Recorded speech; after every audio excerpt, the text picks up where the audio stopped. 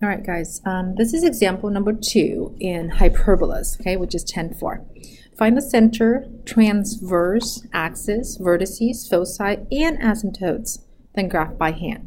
This one is kind of nice. It's somewhat in standard form for us already, except that it's not equaling out to be 1. So we have to make that equal to 1. So if we divide everything by 9, we have x plus 4 quantity square over 9 minus y minus 3 squared over 1 equals to 1. This will allow us to find the center. So the center is going to be negative 4 comma positive 3, checked. Then we can totally find the transverse axis, vertices, but let's find a square first. Okay, a square is going to be 9. That means a is going to be 3. Let's plot as we go. 1, 2, 3, 4, 5, 6, 7, 8. 1, 2, 3, 4, 5, 6, 7. 2, 3, 4, 5, 6. 1, 2, 3, 4, 5, 6. Okay.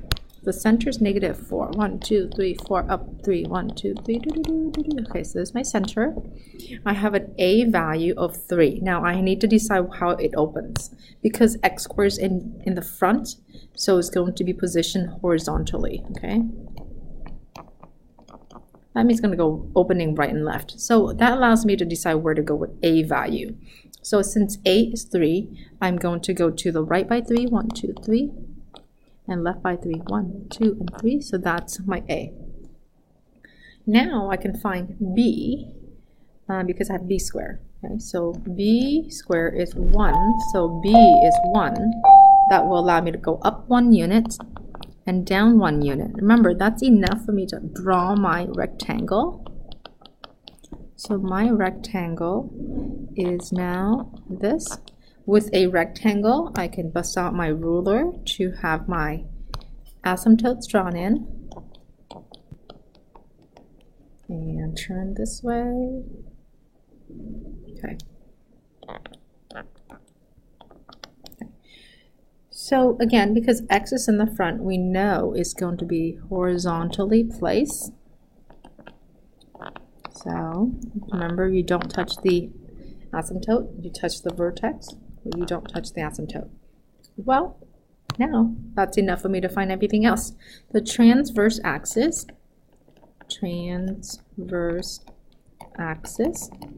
I need an equation for that. The transverse axis is, let me draw it out for you, for some of you don't see it. It's this one right here. You see it right here?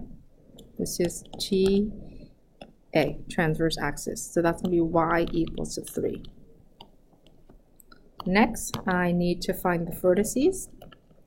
Vertices, the y value will maintain the same. So I'm really changing x and a units in x.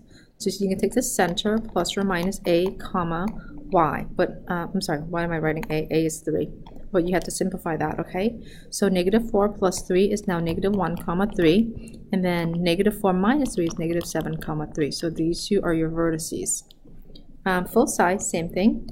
Did it ask for foci? Vertices, check. Foci and asymptote.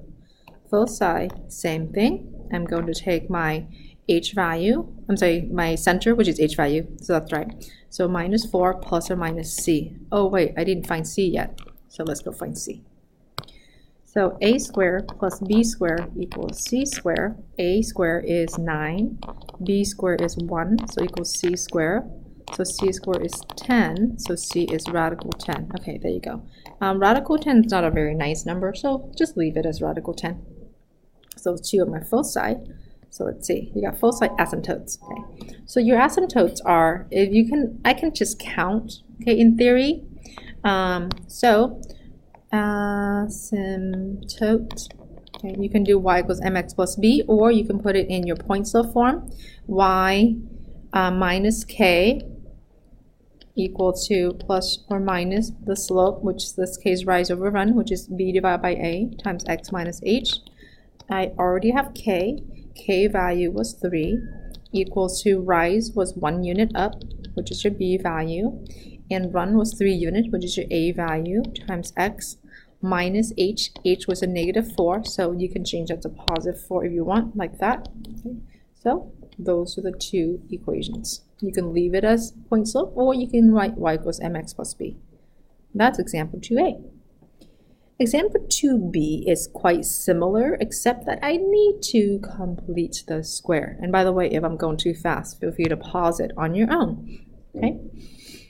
All right, let's put all the y's together. 2y squared plus 8y, leave a blank space, minus x squared plus 2x plus a blank space, move the 3 to the right.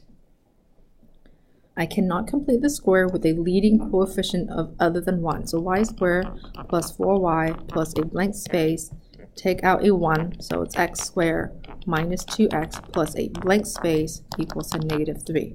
So my first blank space is half of 4 is 2, 2 squared is 4. That means I'm going to go over here and add 4 but times the 2 in the front. Half of negative 2 is going to be negative 1. Negative 1 squared is 1.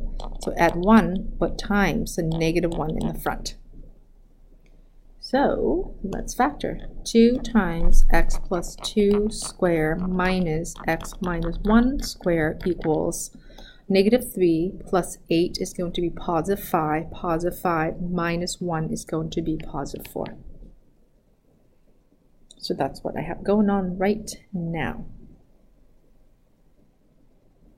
Now I need to divide everything by 4 because I need it to equal to 1. Okay, so I have y plus 2 in quantity over 2 minus x minus 1 in quantity squared over 4 equals to 1.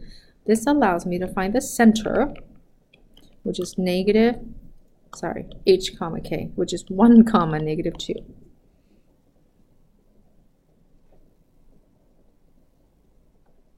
Okay, now let's plot it. I'm just going to plot as I go just because I don't want to miss anything, okay?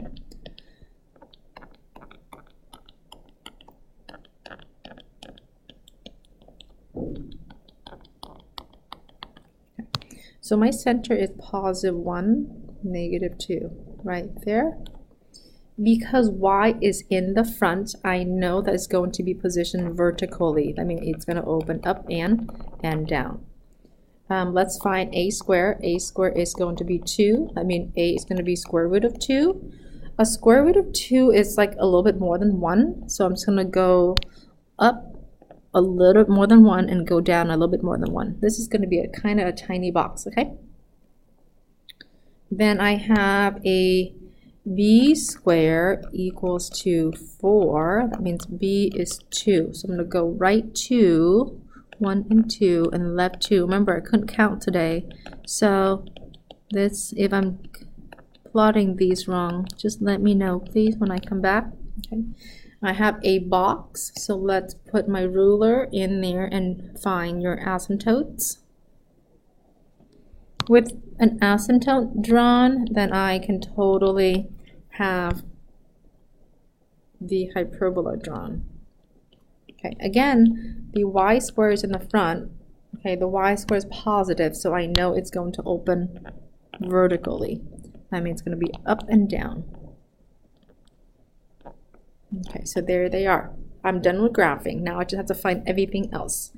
Eventually, I'm going to have to find my foci, so might as well find c squared equals a squared plus b squared. Okay, so c squared equals a squared was 2, b squared was 4, so c equals 6.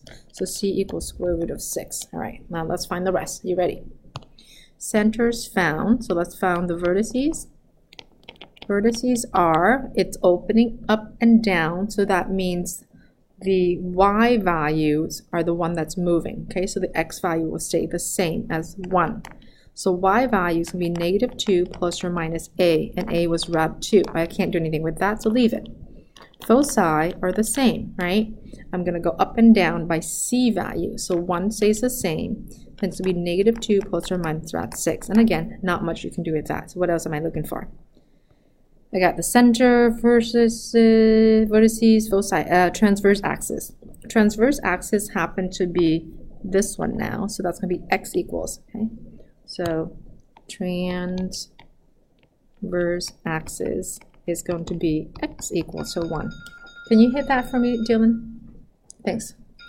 The next one is going to be symmetry. I'm sorry, not symmetry. Asymptotes. My bad. Okay, asymptotes for this one, we are going to use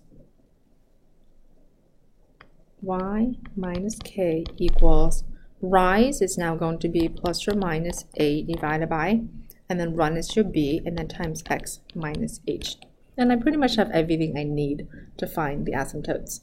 So I have k was negative 2, so y minus 2 is really plus 2 equals plus or minus a, we found that was rad 2, so rad 2 over b was 2 times x, and your h value is 1, so that's minus 1, and we box that up.